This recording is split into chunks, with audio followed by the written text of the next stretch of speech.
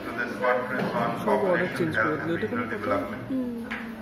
I come from the Center for the Study of Regional Development, which basically studies the issues of regional inequities. And am I audible? Yes. And regional inequities with reference to various social and economic parameters. Now, what I thought of presenting before you are some of my thoughts, which perhaps could be considered during the session, different technical sessions.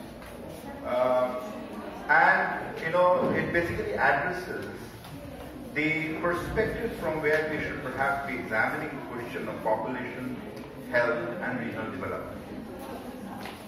And therefore, my presentation, I would call the title of my presentation is something, which comes from one of my former teachers who was also the Registrar General of India, Census Commissioner and Registrar General of India, Ashok Mitra, in 1961. In fact, in 71 he joined my center where I was a student. And he wrote a book, From Population to People. Now that is the title which I would like to begin with. That is the title which I would like to present. And that's the theme. What I mean by saying population to people. Whenever we talk about population, we are given to understand, and this perhaps has been a historical trajectory of understanding, that is population as number is a sheer threat to development. And that is where I tend to live. Populations grow and they do not just disappear overnight. Populations have high fertility and it takes time for fertility levels to come down. It takes all the more difficult times perhaps to in fact bring down the death rates, the infant mortality rates and so on and so forth, which in fact doesn't give children who are born to in fact grow into an adult and contribute towards the making of the society. So perhaps somewhere we tend to carry, and that is what I may hear also, and perhaps in certain books that we may have studied in our schools and colleges, the term that we always use, population explosion, as if it's a bomb which explodes and puts everything into a disarray. That's not how we should look at population. Population is all about people. Now when I say population, from population to people, then the perspective that I follow is the fact that in a democratic state structure, I think, Milind Rao perhaps, because he's a person from public policy, governance and public policy, he will perhaps be in a position to throw enormous amount of light on this particular question.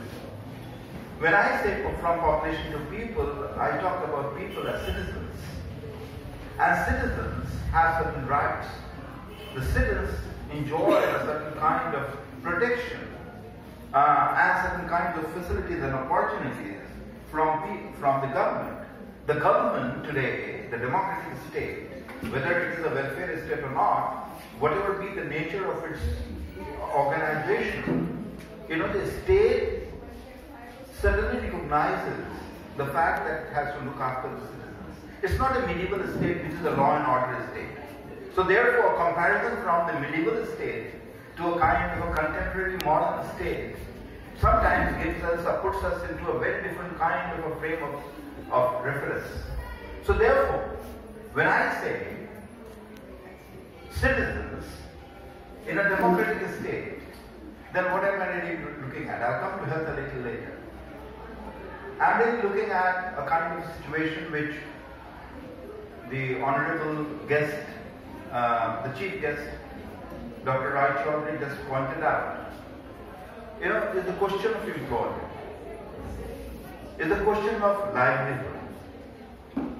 Now when the state is unable to protect the resources of the people, now when I'm talking about livelihood, it basically connects in geography, as geographers we all read about resources and people. Now this relationship is very, very close and very intrinsic. and it's not very complicated. But then what happens? Regimes change, times change, the way market operates, the way state looks at resources. There is nothing wrong when we say that this is a national resource. Long time ago, when I was making a presentation on a book release on the rivers of India, the book starts by chanting mantras on the rivers, the Ganga and the mighty this and the mighty that. There is nothing wrong in these kinds of mantras. Yes, they do bring the fact that there is a cultural value that we attach to water, to these rivers.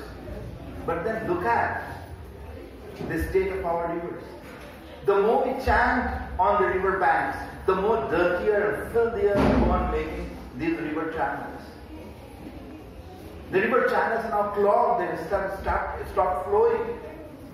The riparian communities downstream, they are suffering because there is no water.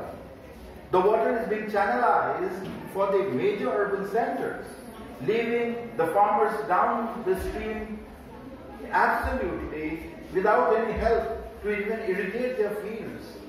That is what I mean, people. That is what I mean, citizens. That is where I mean that, this linkage between the people and their resources will have to be protected by the state.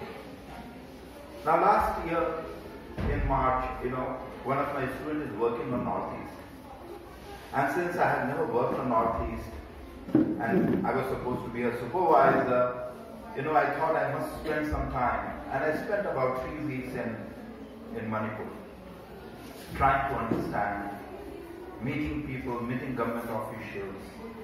There are two major projects which are going on. One is, of course, linking, and there are 22 tunnels which have been built, underground tunnels, linking, I think, one of the places in Assam with Moreh, which is the bordering town on Burma, and there are 22 tunnels which have been built up. I went around meeting communities. There were two opinions. These tunnels, these railways are going to bring us a lot of business. Underground tunnels, like in the cities you have flyovers, and the flyovers really fly over you, leaving people high and dry underneath. So I said, okay, what do you really expect? What kind of business is going to bring to you? What's going to be the value addition in terms of the products that you grow?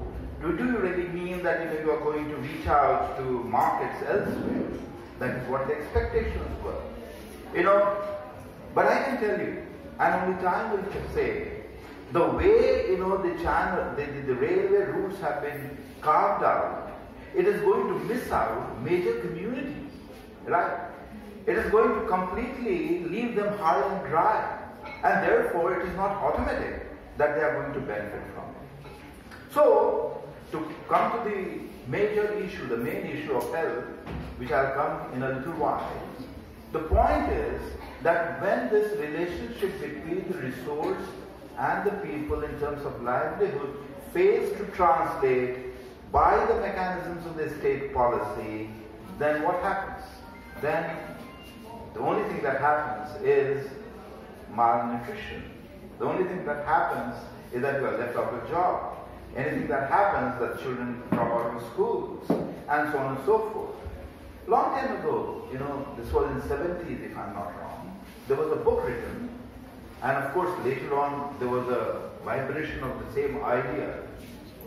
Somebody who worked on family planning in India, he wrote a book, Pills Against Poverty. And the idea that he was